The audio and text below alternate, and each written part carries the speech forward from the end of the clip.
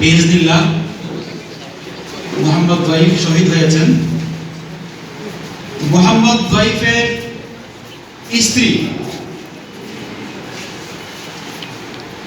আল জাজিরাতে একটা সাক্ষাৎকার দিয়েছে। সেখানে মোহাম্মদ জয়ীফের কিছু বৈশিষ্ট্য স্ত্রী হিসাবে তিনি তুলে ধরেছে। তো আগের যত আলোচনা বিভিন্ন পত্রপত্রিকায় আর্টিকেলে যা পড়েছি,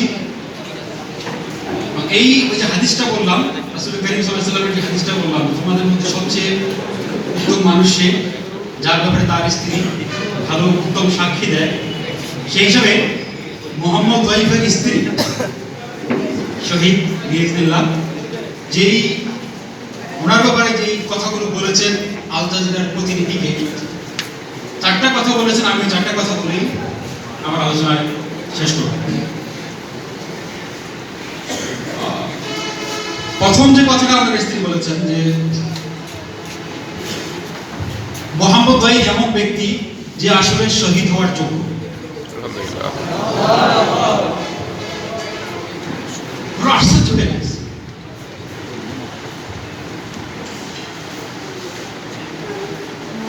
শহীদ হতে যে যোগ্যতা লাগে, আল্লাহ তাআলার পক্ষ থেকে যে কবুলিয়তের বিষয় আছে, সেটা তার স্ত্রী স্বীকার করেছে, স্পষ্ট বলেছে এমন ব্যক্তি যে শহীদ হওয়ার শাহাদাতের যোগ্য।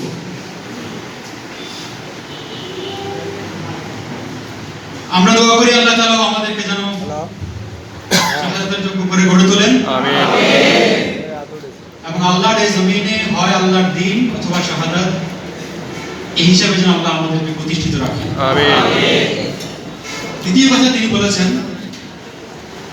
মোহাম্মদ জয়ীফ কানা আশিকুল কুরআন।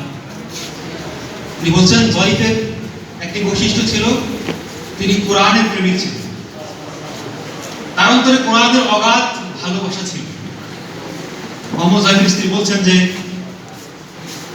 আমি যখন কোরআন হিফজ করার চেষ্টা করি,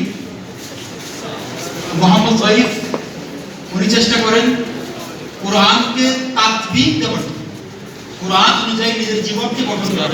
তিনি আমাকে বলতেন, তুমি কি জানো না, যখন আয়েশা রাদিয়াল্লাহু তাআলা আনহাকে জিজ্ঞাসা করা হয়েছিল রাসূল করিম সাল্লাল্লাহু আলাইহি ওয়াসাল্লামের চরিত্র কেমন ছিল, তখন আয়েশা রাদিয়াল্লাহু তাআলা আনহা বলেছিলেন যে কাল কোরআন, কোরআনের মতো।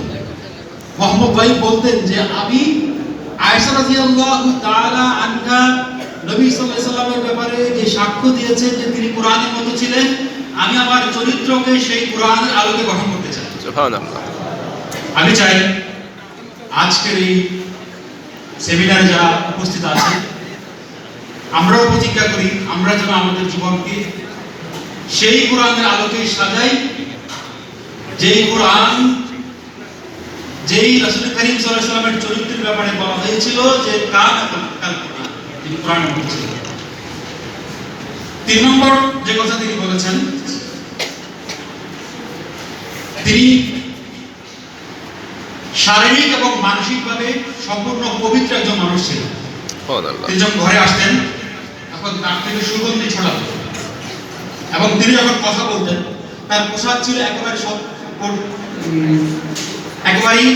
সুন্দর, পরিচ্ছন্ন, এবং তিনি যখন কথা বলতেন তার কথা থেকে যারা মুক্তের আলো ছড়াতো, এবং তিনি কথা কম বলতেন। এরপর তিনি যে কথাটা বলছেন সেটা হলো আমার শেষ কথা। তিনি বলছেন যে আমরা যখন কোথাও যেতাম,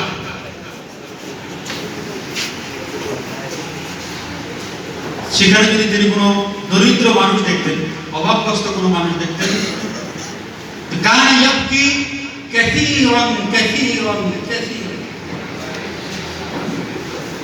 মোহাম্মদ জয়ীফ তিনি যখন দেখতেন যে কোথায় কোনো দরিদ্র অসহায় মানুষ দেখতেন, তিনি প্রচন্ডভাবে কান্না করতেন, এবং তিনি বলতেন ওয়াল্লাহি সানুসআলু আন হাদা, আল্লাহর শপথ অতি সত্বর এই দরিদ্র মানুষগুলোর অসহায় সম্পর্কে আল্লাহ আমাদেরকে জিজ্ঞাসা করবেন। মোহাম্মদ জয়ীফ পৃথিবীর বিশাল সুপার পাওয়ারের বিরুদ্ধে যিনি লড়াই করছেন, তার অনুভূতি হলো এই যে একজন মানুষ যদি পৃথিবীতে অসহায় অবস্থায় থাকে, আল্লাহ তাকে জিজ্ঞাসা করবেন যে তোমার উপস্থিত থাকা অবস্থায় কেন মানব জাতি অসহায় অবস্থা ছিল। আমি এখানকার সমস্ত